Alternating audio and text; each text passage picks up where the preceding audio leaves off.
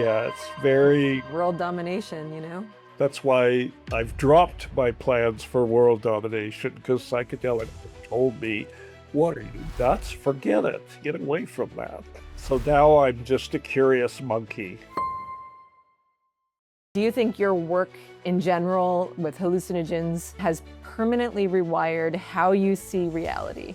One of the things taking psychedelics for me has made quite clear is the limitations of our knowledge. The message that comes through to me when I take psychedelics is, remember how little you know. There's no need for arrogance, because most of reality you don't know anything about. Ayahuasca says it kindly, sometimes not so kindly. It says, you don't know shit, and don't forget it. I think psychedelics are good reminders that there is a vast space of other ways of knowing that are not scientific, not invalid. There are different ways of understanding reality, and these things are complementary to the scientific perspective, you know, and scientists have a temptation to arrogance about, oh, we know so much and we understand so much, but actually we only understand a very tiny slice of reality. What's interesting about science is you make hypotheses, you make suppositions about the way things are,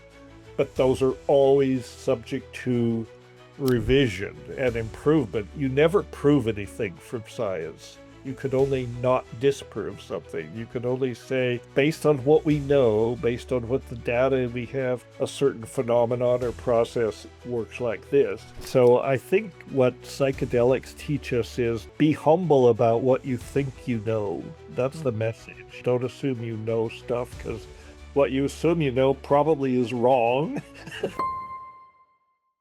Psychedelics let you temporarily disable this default mode network. And with the default mode network are all these neural gating mechanisms that we implement. I've often said the brain constructs the reality hallucination. That's what we live in.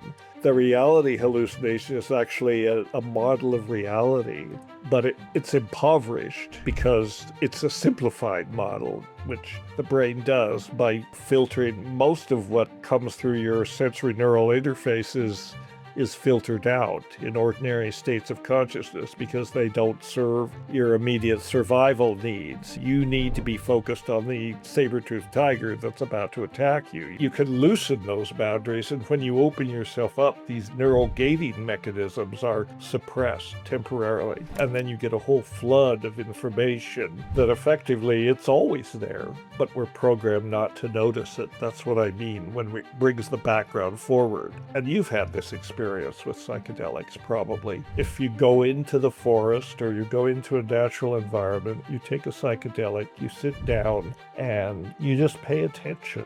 Sit quietly to what's going on, and you notice things going on that are always going on, but we don't notice them.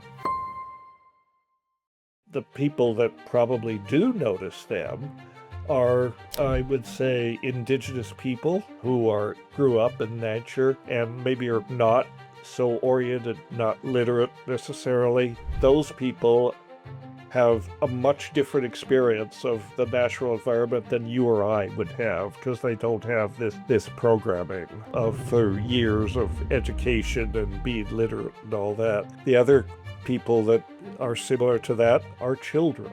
But if you look at a child in a situation like a natural environment, you realize they're just in ecstasy. You know, these little beads, they're like on acid all the time, and they're just taking it in. That's a skill that maybe psychedelics can teach us. Naturally, but as we grow up, we lose that capability.